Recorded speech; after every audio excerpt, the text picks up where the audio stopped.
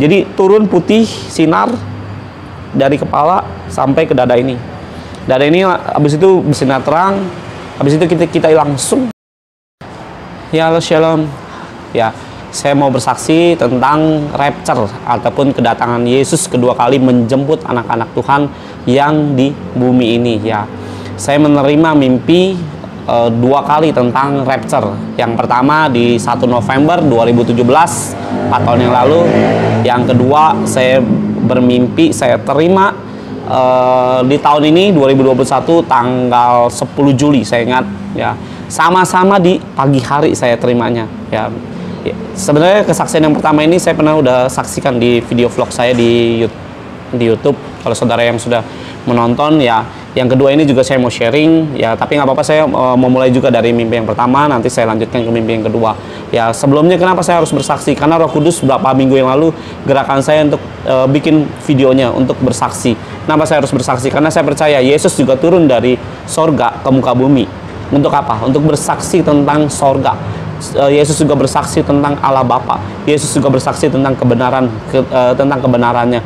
Ya, jadi saya sebagai anak Tuhan juga mau bersaksi tentang kebenaran Tuhan, ataupun mau bersaksi tentang apa yang Tuhan taruh di dalam hidup saya. Saya ingin sharing juga gitu loh ya. Jadi kita tuh sebagai anak Tuhan harus banyak-banyak bersaksi tentang mujizat ataupun keajaiban yang Tuhan beri di dalam kehidupan kita ya. Ada orang yang bertanya waktu saya bikin vlog yang pertama tentang rapture yang pertama, ada yang berkata begini, benar nggak itu mimpi dari Tuhan? Saya percaya dan saya meyakini karena saya hidup di dalam Tuhan, bukan hidup secara duniawi lagi, hidup dalam kebenaran. Saya berdoa, saya menyembah, hidup hari-hari saya hidup dalam namanya takut akan Tuhan ya. Saya baca Alkitab dan saya mau intim di dalam kehidupan saya di dalam Tuhan. Kenapa Tuhan berikan itu mimpi? Karena kalau kita melekat sama Tuhan, apa yang menjadi isi hati Tuhan pasti Tuhan curahkan. Ya, saya sama seperti kalau kita berteman dengan teman dekat kita juga akan diberi tahu tentang hidupnya dia dan sebagainya. Sama kalau kita sebagai anak-anak Tuhan dekat sama Yesus, Yesus juga akan berikan apa yang menjadi pewahyuannya ataupun rahasia-rahasianya, itu semua akan diberikan kepada kita sebagai anak-anaknya. Karena mau siapa lagi yang mau diberikan selain kepada kita sebagai ahli warisnya ataupun anak-anak Tuhan. Saya kembali ya, jadi ada yang berkata ini mungkin mimpinya dari Lucifer ya. Saya bukan untuk berdebat ya, saya bisa pastikan itu dari Tuhan. Karena apa? Lucifer nggak akan namanya memberitakan tentang kedatangan Tuhan, mustahil. Karena apa?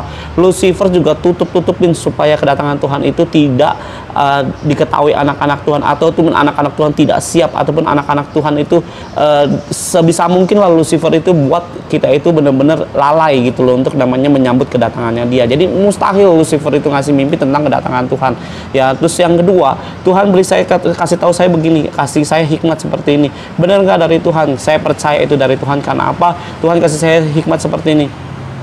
Mimpi, kita hidup di dalam kehidupan kita sehari-hari, mimpi itu setiap hari ya. Setiap kita tidur pasti bermimpi gitu ya.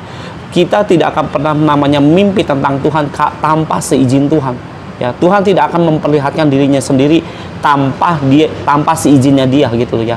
Jadi saya percaya banyak orang-orang bersaksi tentang bagaimana dia bermimpi didatangi Tuhan dan lain sebagainya, dan akhirnya mengalami pertobatan ataupun mengalami mujizat ataupun mengalami namanya segala sesuatu yang akhirnya ujungnya terima Yesus gitu loh ya. Tanpa seizinnya dia, nggak akan kita mimpi tentang dia, nggak akan mungkin gitu loh ya. Kita hidup 20-an tahun nggak pernah namanya mimpi seperti hal-hal yang saya mau saksikan ini ya. Saya kembali di 2017 ya, waktu saya mimpi di tanggal 1 November itu saya bisa pastikan itu di setengah 6 pagi gitu. Waktu itu saya bangun, entah saya sedang selesai berdoa atau tidak, saya lupa, 2017 lalu. Setelah itu saya setengah 6 saya tidur kembali. Nah, di setengah 6 itu saya bermimpi, langsung mimpinya itu saya masuk di dalam sebuah ruko ya. Di dalam sebuah ruko itu, terus saya mengetoki pintu-pintu. Ada beberapa kamar, jadi di dalam ruko itu ada banyak kamar gitu ya. Dalam ruko itu ada banyak kamar, saya ketoki pintu-pintu itu satu persatu gitu. Jadi saya seperti kayak koordinator dalam sebuah yang akan berlangsung sebuah ibadah gitu loh. Jadi saya ketok-ketokin untuk supaya anak-anak, ayo dalam mimpi itu saya juga ingat pagi hari gitu ya. Jadi saya ketokin, ayo kita harus berdoa gitu loh. Dan herannya waktu saya bermimpi itu ada beberapa orang yang sebenarnya bukan Kristen gitu ya, tapi non gitu yang saya tahu gitu ya. Kebanyakan saya kenal orang-orang itu gitu loh. Terus saya panggil keluar gitu, dan semua akhirnya berkumpul gitu loh. Setelah beberapa orang itu berkumpul, singkat cerita di tangan kiri saya ini tertulis, saya juga nggak ngerti, dalam mimpi saya itu ada tulisan di tangan saya, rapture sedang terjadi.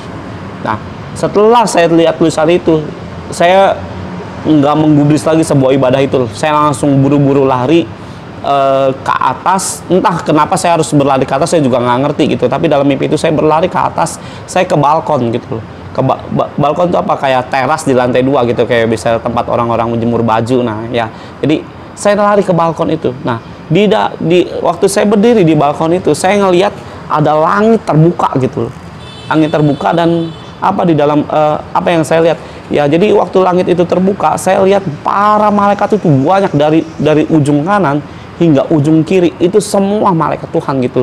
Dan saya melihat ada satu sosok yang duduk. Ada sebuah tatah berwarna emas ya, ada seseorang duduk di sana, dan itu bersinar mukanya. Kita tahu itu Yesus gitu ya. Jadi waktu saya lihat, saya sujud gitu, dan saya melihat ada anak-anak Tuhan itu naik ke atas satu persatu, naik ke atas semua, naik ke atas. Dan waktu saya berlutut, saya bilang sama Tuhan begini, Tuhan kenapa saya nggak terangkat gitu loh. Saya sangat sedih di dalam mimpi saya itu ya. Jadi waktu saya melihat itu semua, saya melihat itu dengan posisi saya bersujud, saya bilang, Tuhan kenapa saya nggak terangkat dalam mimpi saya itu ya. Saya nangis begitu rupa gitu ya, melihat anak-anak Tuhan tuh naik ke atas. Dan saya perlu ingatkan kepada teman-teman yang menonton vlog ini ya, dalam mimpi saya itu juga, saya melihat banyak anak-anak Tuhan juga tidak terangkat. Jadi kalau saudara berpikir kita terima Yesus pasti terangkat, belum tentu saudara ya. Jadi semua memang kedaulatan Tuhan kita gitu ya. Tapi saya melihat beberapa orang, bukan beberapa orang, saya melihat banyak anak-anak Tuhan juga tidak terangkat. Alasannya apa saya tidak tahu ya. Yang pasti setelah saudara mendengar kesaksian ini, baiknya koreksi diri hidup kita gitu. Ataupun yang mungkin kita sudah jauh daripada Tuhan, dengan setelah saya mengingatkan melalui vlog ini, kembalilah kepada Tuhan dengan sungguh-sungguh. Mungkin saudara malas berdoa, kembalilah untuk berdoa. Mungkin saudara malas menginjil, kembalilah untuk namanya menginjil. Kembalilah kepada panggilan yang Tuhan ingini di dalam hidup kita ya. Saya kembali ya, saya berlutut, saya menangis begitu rupa. Saya menangis dalam sebuah penyesalan yang sangat amat besar gitu loh. Saya nggak mengerti apa yang saya buat sehingga penyesalan itu tuh saya belum pernah ngerasain seumur hidup saya, penyesalan yang modelnya seperti itu ya. Tuhan izinkan kenapa. Setelah saya berdoa, saya tanya Tuhan kenapa ya, maksudnya penyesalan itu saya boleh rasakan gitu. Tuhan tuh kasih tahu saya begini, penyesalan yang saya rasakan itu akan terjadi bagi anak-anak Tuhan yang tertinggal ataupun orang-orang yang tertinggal ya, entah dia percaya atau tidak. Maksudnya percaya Yesus atau tidak, ataupun dia Kristen atau tidak, penyesalan itu akan terjadi di dalam kehidupan anak-anak yang tidak anak-anak Tuhan ya, ataupun non anak-anak Tuhan yang tertinggal. Itu penyesalannya seperti itu gitu loh. Saya nangis begitu rupa, saya berlutut sambil sujud gitu di hadapan Tuhan. Dan saya bertanya sama Tuhan begini, masih dalam posisi saya bermimpi itu, Tuhan kenapa saya tidak terangkat gitu loh.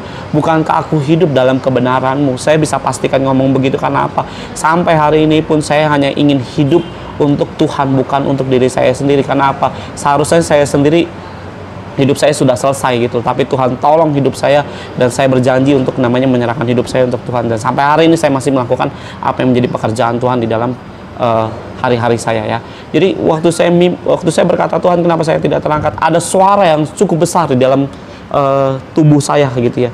Jadi suara itu bukan terdengar hanya di telinga, di seluruh tubuh saya. Jadi suara itu berbicara, badan saya itu kayak ada dari ujung kaki sampai ujung kepala tuh kayak ada yang ngomong gitu. Dalam suara itu berbicara seperti itu, nak bangun, kau sedang bermimpi gitu loh. Saya percaya itu suara Roh Kudus berbicara di dalam hidup saya gitu, karena suara itu suara yang berbeda. Dia cukup berwibawa dalam berbicara gitu. Dan di situ saya langsung bangun gitu. Nah, waktu saya bangun, saya langsung buru-buru mandi. Karena apa? saya tidak mau tidur lagi karena mimpi itu sangat menyeramkan buat saya secara pribadi. Saya nggak pernah, saya lebih baik mimpi dikejar setan daripada mimpi yang seperti itu gitu ya, maksudnya ditinggal Tuhan. Itu mengerikan bagi saya gitu ya. Nah setelah saya bangun gitu, saya nggak mau tidur lagi, saya langsung buru-buru mandi, membersihkan diri, bla bla bla bla bla bla. Saya ambil gitar gitu, saya ambil gitar, saya menyembah di situ selama satu atau 2 jam, saya lupa. Saya menyembah itu bukan naikin pujian, bukan. Saya bermazmur. Ya kalau saudara yang mengerti bermazmur ya tahulah, tapi kalau yang belum mengerti ya belajar untuk namanya kita menyembah itu bermazmur. Bermazmur itu maksudnya kita berkata-kata itu di hadapan Tuhan itu bukan pakai lagu gitu atau kau ku sembah kayak lagu-lagu seperti itu, bukan gitu. Tapi kita bermazmur, kita bernyanyi apa yang dari hati kita keluar, kita menyanjung Dia ataupun memuji-muji Dia. Nah, terus setelah saya bermazmur begitu, ada suara kembali lagi. Ya, dalam hati saya bertanya begini sebenarnya waktu saya bermazmur itu, Tuhan, kenapa banyak anak-anakmu tidak terangkat gitu, ataupun orang-orangmu, ataupun banyak manusia itu tidak terangkat gitu loh. Tuhan kasih saya 2 jawaban gitu loh. Yang pertama gitu ya, ini mimpi saya yang pertama ya di 2017 ya. Yang pertama, Tuhan bilang akan banyak manusia itu menjadi lebih jahat. Dan hari ini 2021 saya melihat banyak manusia itu memang jadi seperti itu, apa yang Tuhan berkatakan gitu ya. Terus kedua, manusia akan mementingkan dirinya sendiri. Hari ini 2021 saya juga melihat hal itu juga terjadi. Manusia menjadi lebih mementingkan diri sendiri, dan manusia juga jadi semakin lebih jahat ya. Masa corona ini kita tahu banyak hal-hal yang maaf ya, jahat yang saya dengar bla bla bla bla gitu. Saya pikir manusia kok bisa sejahat ini gitu. Tapi itulah yang harus digenapi, karena apa? Tuhan sudah berfirman, maka semua itu harus tergenapi gitu ya. Jadi kenapa harus tergenapi? Karena Tuhan Maha tahu yang akan terjadi di depan gitu ya. Jadi 2 hal itu yang Tuhan perkatakan di dalam penyembahan saya itu. Habis itu saya nangis kembali gitu. Saya bilang, Tuhan, kalau aku ada dosa, aku minta ampun di hadapan-Mu gitu. Nah, setelah itu saya masuk ke mimpi yang kedua ya. Mimpi yang kedua ini terjadi di tanggal 10 Juli 2021 ya. Hari ini saya bikin vlog di tanggal 28 Juli, berarti kurang lebih 2 minggu lebih, berapa hari yang lalu ya. Saya bermimpi. Nah waktu yang mimpi saya kedua ini, saya bangun jam 4 pagi. Saya masih teringat jelas karena masih berapa hari yang lalu ya. Jam 4 pagi saya biasa bangun, saya berdoa. Waktu saya jam 4 bangun itu saya berdoa cuma berbahasa roh gitu loh. Di kasur saya berbahasa roh, saya masih berbahasa roh karena supaya pikiran saya nggak ngantuk gitu loh. Jadi matangin dulu pikiran saya. Saya berdoa, setelah itu saya sujud di hadapan Tuhan, merendahkan hidup saya. Tuhan, ini aku hamba-Mu datang di hadapan-Mu.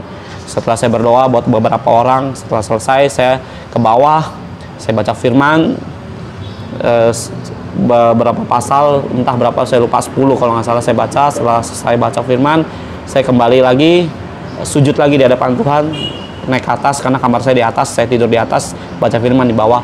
Setelah saya sujud, saya bilang begini sama Tuhan, Tuhan, bicaralah Engkau Tuhan, apa yang Kau ingin sampaikan hari-hari ini di dalam setiap anak-anak-Mu. Terus saya bilang begini juga sama Tuhan, Tuhan, beri saya mimpi, beri saya penglihatan, beri saya tanda apa yang Kau kehendaki hari-hari ini, ataupun isi hati-Mu Tuhan, nyatakan di dalam setiap kehidupanku, karena aku terus Bapak menjadi hamba-Mu yang ingin terus Bapak menyampaikan kebenaran Tuhan gitu, ataupun bersaksi demi bersaksi bagi nama Tuhan.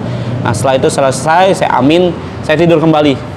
Itu juga di kira-kira jam 6 kurang seperempat lah, ataupun setengah 6 saya lupa, tapi kurang lebih jam-jam segitu saya tidur kembali. Saya langsung dikasih mimpi lagi gitu. Mimpi yang kedua ini singkat tapi cukup mengerikan bagi anak-anak yang sama, yang tertinggal ya. Jadi mimpi yang kedua ini saya lagi di ruangan sebuah ibadah juga, tapi ini yang sedang ibadah yang sedang sehabis khotbah gitu ya. Jadi saya bersama beberapa, ada jemaatnya mungkin sekitar 70 sampai 100 orang lah ya, mungkin ya sekitar segitu ya, saya nggak tahu jumlah pastinya, tapi kurang lebih seperti itu. Saya di dalam ruangan ibadah yang sangat sederhana gitu ya, tidak besar, tidak terlalu kecil juga, tapi cukup sederhana gitu ya. Nah setelah itu saya melihat Pak Yeremia Cembi ataupun Bapak Rohani saya lagi sedang sehabis khotbah, kalau saya lihat sehabis khotbah ya. Jadi posisinya saya melihat diri saya sendiri, saya melihat istri saya Regi ya, saya melihat di posisi seperti kayak kamera gitu ya. saya melihat di posisi di arah kiri di sudut atas gitu ya. Jadi saya melihat diri saya berjalan di sebelah kanan, istri saya sebelah kiri. Nah, Pak Yeremia Cembi lagi khotbah di tengah-tengah gitu.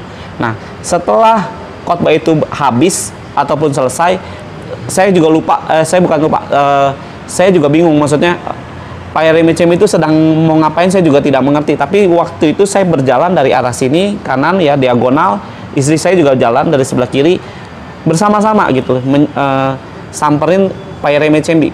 Kalau menurut saya sih dalam mimpi saya itu kayak Pak Yeremia Cembi sedang lagi mau mendoakan minyak urapan untuk doakan jemaat gitu loh ya. Nah, setelah saya sampai, kami bertiga di tengah gitu ya, istri saya, baik Pak Yeremia Cembi. Nah, tidak lama kemudian turunlah sinar warna putih, turun ke tubuh kami ya. Jadi kami bertiga, sebenarnya bukan bertiga aja, ada jemaatnya juga yang mengalami juga serupa seperti yang kami alami. Jadi turun putih sinar dari kepala sampai ke dada ini. Dada ini habis itu bersinar terang ya, bersinar terang. Habis itu kita langsung hilang begitu aja udah. Jadi saya lihat jemaat dalam penglihatan itu, saya melihat jemaat ada yang hilang, ada yang enggak, kebanyakan enggak hilang. Yang jemaat ada yang hilang, ada yang enggak ya. Jadi saya melihat malah banyak yang enggak terangkat ataupun enggak hilang. Ya di situ saya langsung bangun lagi gitu loh. Saya langsung bangun, saya nggak berani tidur lagi gitu karena mengerikan mimpi itu gitu. Ya jadi sharing saya hari ini gitu tuh, kalau saudara jauh dari Tuhan, kembalilah, karena apa? Kedatangan Tuhan sudah sangat dekat. Ada yang bicara masih lama Yesus datang. Lihatlah tanda-tanda langit, tanda-tanda zaman, tanda-tanda segala yang ada di sekitar saudara. Jangan kita tutup mata, jangan kita mengabaikan apa yang menjadi pesan Tuhan melalui hamba-hambanya, dimanapun pelosok hamba-hamba Tuhan sudah menyampaikan tentang kedatangannya. Karena apa? Mimpi yang saya terima itu ternyata Pak Yeremia Cembi juga bersaksi, banyak orang hari-hari ini bermimpi tentang Pak Yeremia Cembi ataupun tentang dia. Itu bermimpi bahwa banyak bermimpi itu tentang rapture gitu loh. Dan itu sedang hari-hari ini yang akan terjadi. Kita nggak tahu, mungkin 2 tahun lagi, 3 tahun lagi, atau 5 tahun lagi akan terjadi. Itu yang pasti nggak akan berlangsung ratusan tahun lagi, nggak akan. Itu masa dimana masa kita ini yang akan terjadi tentang pengangkatan. Ya, jadi saudara, ya, saya berdoa supaya saudara itu sungguh-sungguh di hadapan Tuhan. Yang jauh dari Tuhan, kembalilah dengan sungguh-sungguh ya, karena kita tahu kedatangan Tuhan itu sangat-sangat singkat ya. Ada orang yang melihat dalam penglihatan, saya pernah dikasih lihat waktu saya lagi berdoa, saya melihat sebuah jam besar yang sudah menuju ke angka 12 ya, mungkin tinggal semenit atau sedetik lagi, saya juga nggak ngerti. Tapi dalam penglihatan saya itu jam yang sangat besar. Saya melihat itu dalam posisi saya lagi menyembah, lagi berdoa, lagi berkumpul sama anak-anak Tuhan juga untuk berdoa. Nah, setelah saya melihat itu, saya cuma nangis gitu. Tuhan, saya cuma berdoa begini, Tuhan, ingatlah akan kami, hamba-hambamu yang tidak berguna ini gitu, di saat kau datang yang kedua kali. Karena apa? Kami berdoa seperti itu karena kita tahu waktu Yesus disalib, Yesus juga ada 2 sosok di baik kiri, baik kanan ya. Saya nggak tahu yang kanan apa yang kiri, berbicara, Tuhan, kalau engkau datang sebagai raja, ingatlah akan aku. Itulah firman yang menjadi rema di dalam hidup kami gitu ya. Jadi saya cuma bilang, karena kita tahu pengangkatan itu bukan karena kita sudah melakukan ini dan itu dan ataupun jasa-jasa kita dalam pelayanan, enggak, semua karena Tuhan gitu. Kita ini hanya hamba, cuma alat yang tidak berguna yang Tuhan pakai saja gitu, tidak lebih daripada itu. Walaupun kita terangkat itu semua karena anugerah Tuhan ya. Jadi dalam penglihatan itu saya mimpi jam menuju jam 12 ya. Jadi siapkan saudara, hati saudara, siapkan namanya kehidupan saudara, supaya kita semua boleh sama-sama terangkat di dalam kemuliaannya ya. Terus saya mau sampaikan pesan juga, kalau saudara yang nggak percaya ya sudah, ada baiknya saudara itu berdoa sama Yesus Tuhan saudara, Tuhan saya juga ya, minta peneguhan. Dan saya cuma punya nasihat juga buat saudara, kalau saudara berdoa di pagi hari, minta apa? Bukan minta berkat, Jangan minta hal seperti itu, karena apa? Ya, hari-hari ini Tuhan itu pasti menyatakan isi hatinya. Minta Tuhan, bicara Tuhan, apa yang kau mau, berikan aku tanda, berikan aku penglihatan mimpi dan lain sebagainya. Minta itu semua. Kalau belum dijawab, terus minta, pasti Tuhan beri. Karena apa? Itu yang saya lakukan di dalam setiap saya bangun pagi hari. Kalau saat saya berdoa, Tuhan, bicara Tuhan, apa yang kau mau, beri saya penglihatan mimpi dan lain sebagainya, supaya kita punya rema di dalam kehidupan kita di dalam Tuhan gitu. Bukan sekedar hari ini saya yang bersaksi, mungkin saudara lama-lama juga jadi kesaksian, menjadi saksinya Tuhan gitu ya. Jadi jangan karena saya percaya banyak sekarang anak-anak Tuhan itu yang mengalami tentang Tuhan gitu ya. Jadi mintalah semua itu di dalam hidup saudara ya. Kalau saudara juga ada yang berdebat di dalam komentar ya, janganlah berdebat gitu ya. Karena saya tidak bersaksi, karena saya tidak mau di saat saya bersaksi ini ada perdebatan ini dan itu dan lain sebagainya. Kalau itu semua terjadi di dalam komentar YouTube saya akan delete, karena saya tidak mau ada perdebatan hal-hal seperti itu. Saya bersaksi ini karena saya mengasihi saudara, tidak lebih daripada itu ya. Jadi jangan punya pemikiran yang negatif, sesat dan lain sebagainya. Semuanya itu diuji. Kalau saudara bilang ya harus diuji, ujilah saudara, karena saya apa yang saya saksikan, saya percaya dan saya sudah mengujinya. Kalau saudara yang belum percaya, ya ujilah sendiri ya, karena saya percaya Tuhan kita, Tuhan saudara, ataupun Tuhan kita semua gitu ya, pasti memberikan tanda itu kepada kita semua. Jadi kalau saudara yang masih meragu-ragukan itu, mintalah tanda itu di hadapan Tuhan, supaya saudara juga mengalami rema. Oke, sampai di sini aja saya bersaksi ya. Persiapkan roh kita untuk namanya mengalami Tuhan di dalam kehidupan kita. Salam satu roh, mengenal Yesus itu luar biasa. God bless you.